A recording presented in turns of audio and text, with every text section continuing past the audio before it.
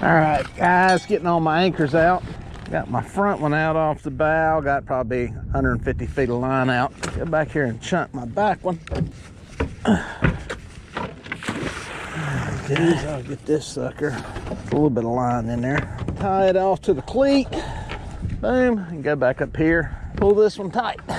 Basically what I'm doing is just getting them tight in between two ropes. Got one tied out the back, pulling that way, and this one tied off the front. Usually put more off the bow. Always try to park the bow into the wind. It's not a single anchor kind of setup. So current's gonna push me that way a little bit, and then I'll kind of be fishing off this side of the boat so the lines are all going downstream. Tied off to my cleat. Boom, ready to put some baits in the water. What we got up here? Still got some chicken from yesterday. Guy trip, caught a bunch of, well, actually every fish. We caught 7 fish.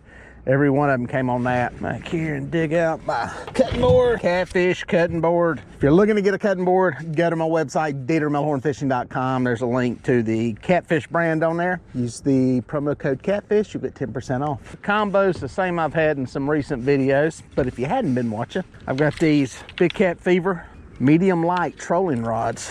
I'm putting all my chicken on those rods. They're all the white rods.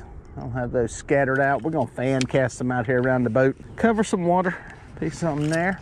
And then behind me, or in front of me, I should say, I think there's one over my shoulder there, are some Hellcat rods. They're also from Catch the Fever. There are these rods here. These are a medium action. A little heavier, consequently. I've got some bigger hooks on there. Some bigger rigs, some bigger floats from a bait. Some 8/0 hooks there from Hooker's Terminal Tackle. Put a little bigger baits on there. I'm gonna put my cut baits on there. Got here in the tank, yes sir. Got us a perch. I'm just gonna cut these things into some chunks. Not fusing atoms here on it. Like I said, we're gonna just scatter them around here, around the boat, see what's working. I'm on a little sandbar here, putting some baits into some deeper water, and also up on the sandbar, so we kind of got everything covered. But yeah, I'm just gonna put a covering out here. Like I said, we got a little bit of current, we got lakes up, but it's starting to fall, and they're dropping it. Not exactly the best time to be fishing, but listen, you go fishing when you can, not when everything's perfect. I've said that a million times. So we're out here. I feel confident we can catch some fish. I'm out here in the afternoon. I don't know if I want to be out after dark, a little perch head there, just because there's so much debris in the water right now. It is real easy to run into something. So I may get off the water before it gets dark. What's interesting, yesterday's guy trip, they caught some good fish. Personal best for everybody on the boat. But with that said, the little fish were gone. It's almost a curse of I want to take some fish home. I don't have too many people that want to keep fish. Those folks did yesterday. So we should be able to get you some eaters. I think they had 3. The rest of them are 20 and 30 pound fish. My policy on my trips is release fish over 10 pounds. They did not have a problem with that. But we didn't get any really small fish. We didn't have a ton of fish. It's still winter kind of pattern, but I was expecting more eaters. That'll happen. Pow. That is a fish. I seen the line move, and I thought some debris had got into it, and then I was reeling it tight and realized it was really, really slack. And there's fish, catfish. This is one of the chicken baits. I literally just got everything in the water, sat down, checked some email. I was calling the wife. I said, I know I'm not going to get hit this quick, but as is with the case with her many times, I catch a fish when I talk to her. Simmer. Get you in here. There we go. Good fish. Got some mud. He ate some chicken. That one I'm actually going to take home and we're going to eat. I don't keep fish too often. That's a good size, good eater size fish. One of those, maybe one more.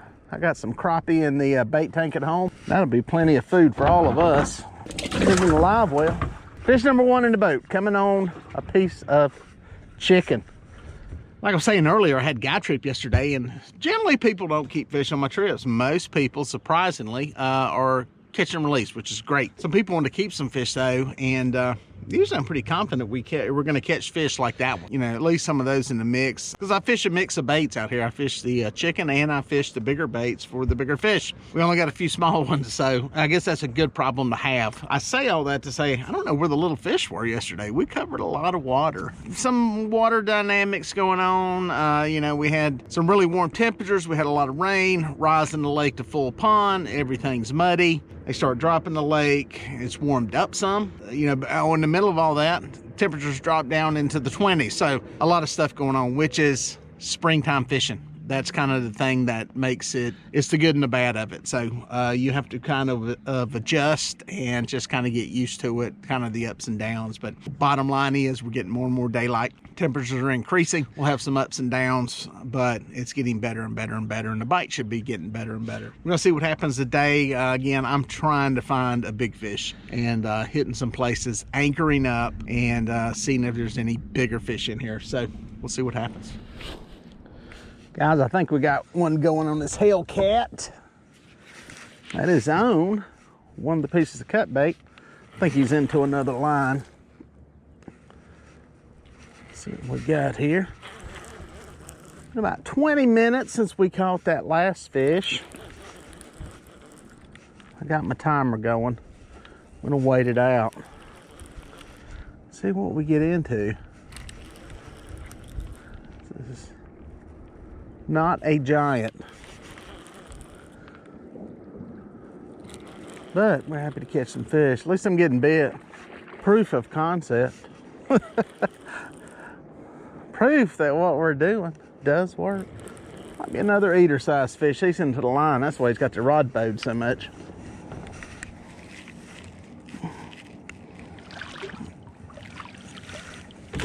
Oh.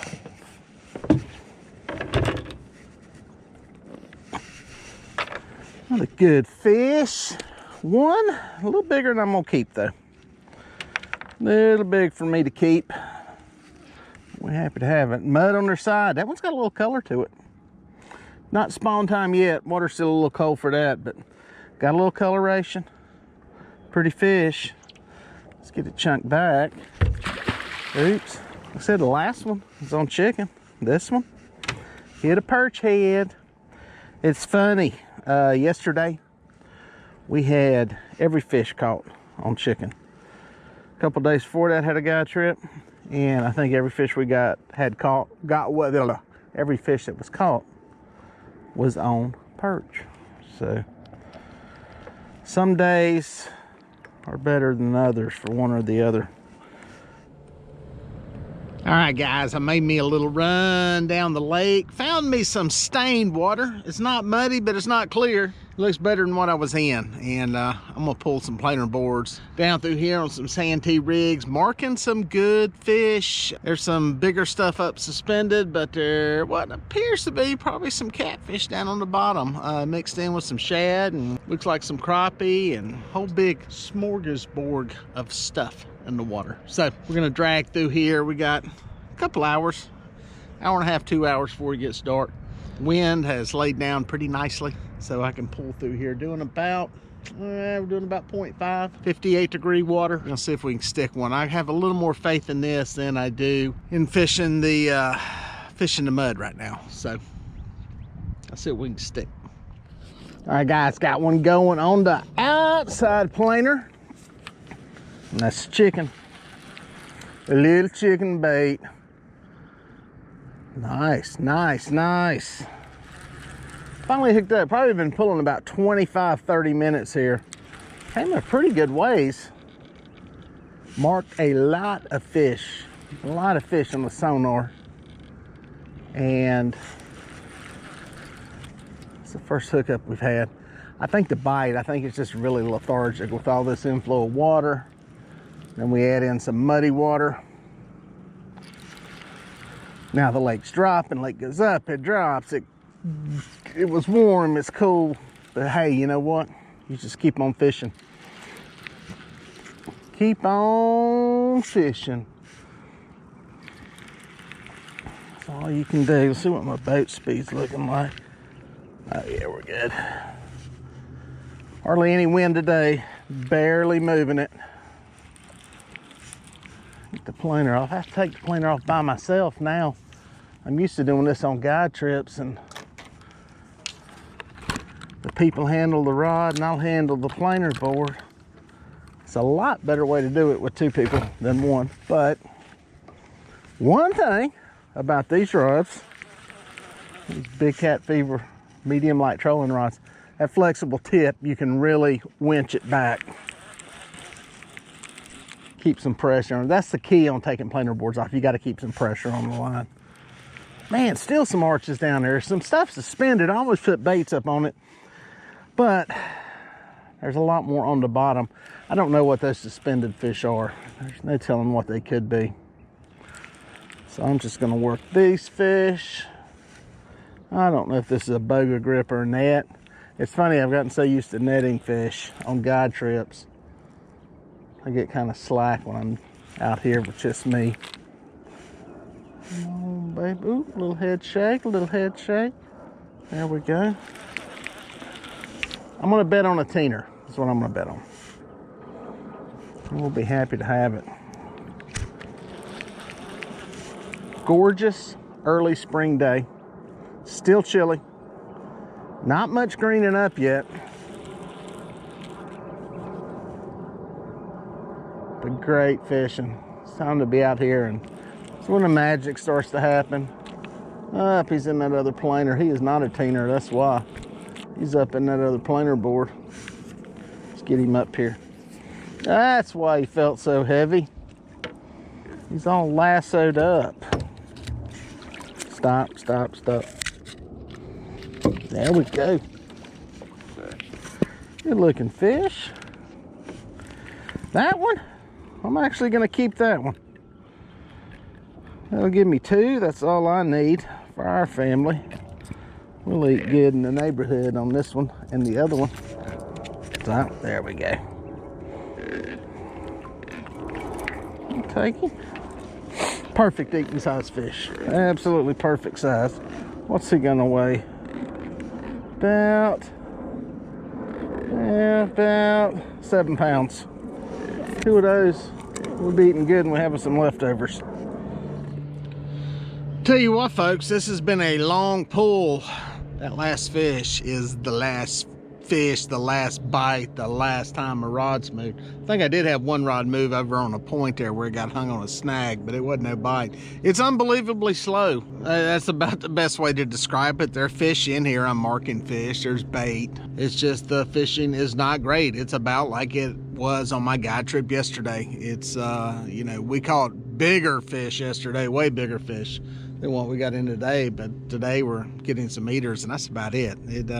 It happens that way though when you get these water changes and stuff. Depending on when the water changes happen, if you're in on the beginning of it, generally is better than fishing on the back end of it, and that's kind of where we're at here. So I was hoping to get one more. It's getting dark. We got about 20 minutes before sunset, and I want to be heading up the lake before then, because as you can see, there's some big chunks of stuff floating in the water out here.